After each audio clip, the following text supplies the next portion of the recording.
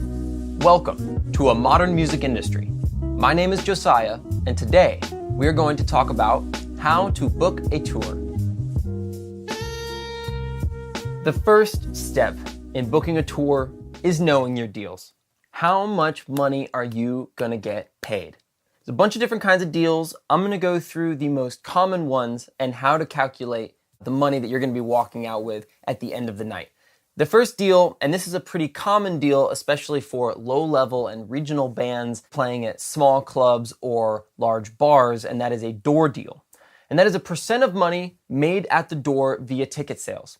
So let's say ticket sales were $5 and you have an 80% of the door deal. If they sold 100 tickets, which would be $500, and 80% of that is $400. The next deal is known as a guarantee. These are very common in the club scene and even in some bar scenes. And a guarantee is a flat fee that is guaranteed to the artist no matter the venue income or expenses related to the show. So let's say you are going on the road in a market that you're not super familiar with, and you have a guarantee of $300. Even if you don't sell any tickets, you could sell 0 tickets and bring in 0 income for the venue. But as long as you have that guarantee, you are contractually obligated to receive all of that money. The next deal we're going to talk about is a versus deal. And this is a flat fee versus a door deal, whichever one is higher in favor of the artist. If there are $500 of tickets sold and you have 80% of the door versus $200, that's $400 off the door versus the $200 guarantee. And since the $400 is more, then you would take the $400.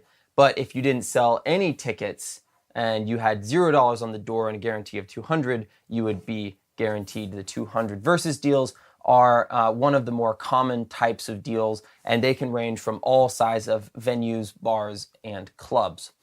The last deal we're going to talk about is called the split point deal. This is a very common deal in larger theaters and clubs, venues that have a lot of overhead. A split point deal is a deal where the artist has a guarantee, such as $500, but also has the opportunity to make more money based on the venue's expenses and ticket revenue. Here's how you calculate it. Take all revenues from the box office, subtract the venue expenses, subtract the state tax paid on ticket sales, subtract the artist guarantee, and that gives you the split point. Here's an example. I'm going to break it down for you with numbers. So let's say you have a guarantee of $500. The box office revenue totals $1,000. The venue expenses for production, for example, are $250 and the state tax paid is $50. Numbers work out to $1,000 minus $250 minus $50 minus $500 equals $200. That $200 is the split point. And when you reach the split point, that is called going into points. So you may have heard that when talking to promoters or booking agents about the deals, going into points. Any overage past the split point is then split between the artist and the venue per a previously negotiated percentage. So we'll go back to this scenario to wrap this up. If you have an 80% split point deal and a guarantee of $500, you will be walking home with $160 from the points, from the $200, plus your guarantee of $500 for a total of $660. The second thing that you want to do when booking a tour is to prepare a stage plot. A stage plot is a list of inputs, outputs, and stage directions for the venue production and staff. Your stage plot should include instruments, amp type, power needed, microphones needed, a complete and accurate I/O list that stands for input and output, I-O, input-output list for the sound guy, and a preference on stage position, usually in some sort of diagram. If the bass player stands to the left or to the right of the drummer, where is the guitar player, where do you want the keys, who is singing? You want to answer all of these questions ahead of time before you get to the venue. It'll save everybody a lot of time and headache. Number 3, when booking a tour, consider the underplay. It is easy to get caught up in the numbers game. And that's because the most important component of social marketing is non-quantifiable. You can't turn it into numbers. You can't measure it. You can only measure the results. The thing that you need to sell tickets is called hype. Hype. It's one of my favorite words, hype. And Underplay is a show that is guaranteed to sell out because the venue capacity is so much smaller than the expected attendance. And when people can't access the show, when you have more demand than there is supply, you create hype.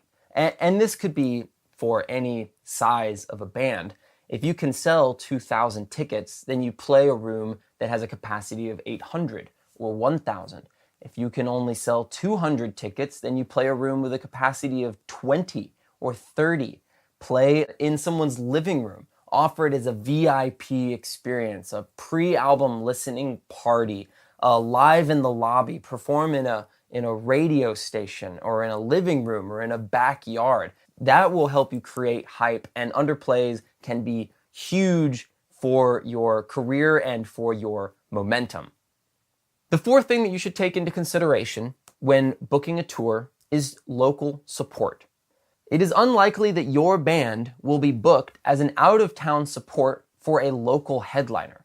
Much more likely is that you will be an out-of-town headliner with local support. Paying attention to which local band is going to support your headlining bill is a hidden gem that many club-level bands completely ignore. You can essentially co-opt the entire fan base of a well-picked local support act. This is not only good strategy for long-term market growth, but is also a healthy tit for tat in the concert industry.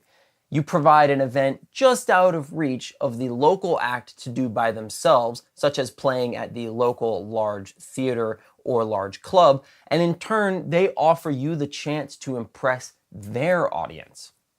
If you are a small band looking to be booked onto a larger show this way, you need to starve your home market and build as much hype as you can. I know that this sounds paradoxical, but it's simply supply and demand. The goal here is to create as much demand as possible and create content and press while limiting the opportunity for people to pay to see you play at the venue. Doing this correctly will give you a huge leverage over other bands, other local bands that the promoter may be considering. If you are a touring band, do some research into the scene as to what bands have hype in that city and reach out to them directly. Be prepared to sacrifice some of the financial security of the show in exchange for them pulling a large crowd.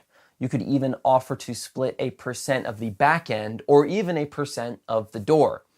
Let's talk about radius clauses. A radius clause is a time frame or geographic restriction that prevents an artist from playing a competing show.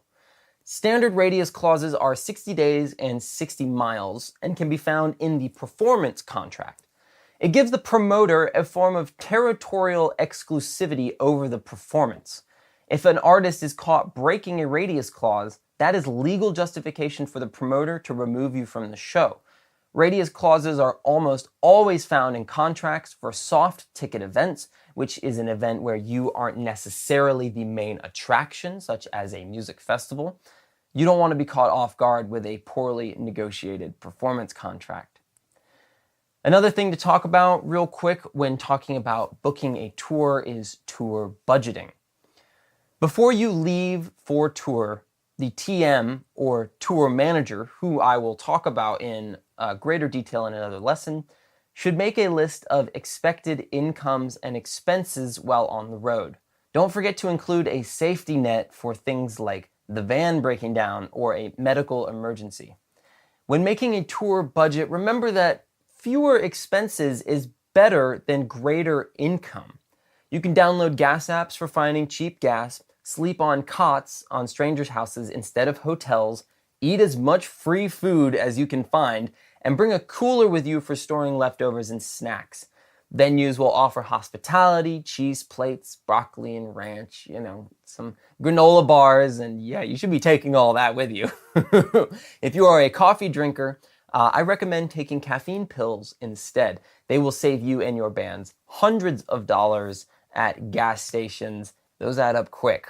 Try and save money everywhere you can is basically the gist of what I'm trying to say. The next thing to talk about, and this is pretty interesting, I definitely have some opinions on this, is doing it yourself versus attracting a booking agent. I'm going to talk specifically about how to attract a booking agent and what they are looking for in an artist.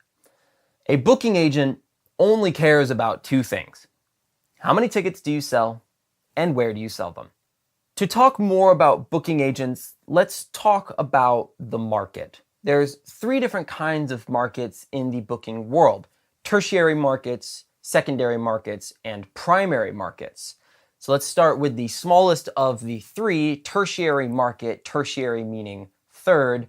It is the smallest of the 3 classifications of market size. This is a small city or town, somewhere with a population of less than 50,000 people.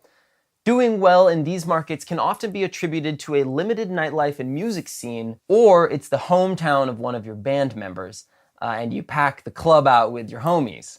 These markets typically do not have theaters, but instead have large bars or small clubs. The next market is a secondary market, the middle classification of market size. The majority of your touring will be spent in secondary markets. These are small to large cities with populations between 50,000 and 1 million people. These markets have large theaters, developed arts communities, and an active nightlife.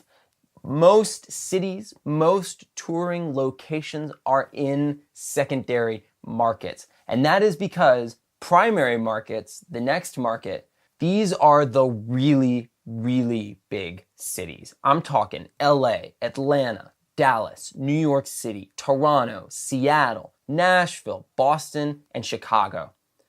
Success in primary markets is the most valuable to a booking agent because there's so many people. If you have success in a primary market such as Atlanta, you could sell 5,000 tickets potentially with, the same amount of hype as selling 500 tickets in a secondary market. So you can see that the booking agent obviously has a whole lot more to gain in a primary market. In the US, you are ready to approach serious booking agents about representation once you have established 10 100-person markets. As your band grows, you will open up opportunities to work with better and better agents that can help you get better and better shows. The next tier will be 10 300-person markets, and then from there 10 1,000-person markets, and then 5,000-person markets, and then 20,000-person markets. There is a catch, however. It's known as the booking agent catch 22. How do you build markets if you don't have a booking agent? And how do you get a booking agent if you haven't built any markets? The answer is usually that you just have to do it yourself for a really long time. Your ticket sales numbers are the most important thing to pitch to booking agents. Sure, your album was produced by a Grammy-winning producer and your publicist landed you an interview on KEXP and your grandmother loves you and thinks your band is great, but a booking agent doesn't care about any of that. How many tickets, in which markets, is all they want to know. That wraps up today's episode. My name is Josiah. You are awesome, and I appreciate you.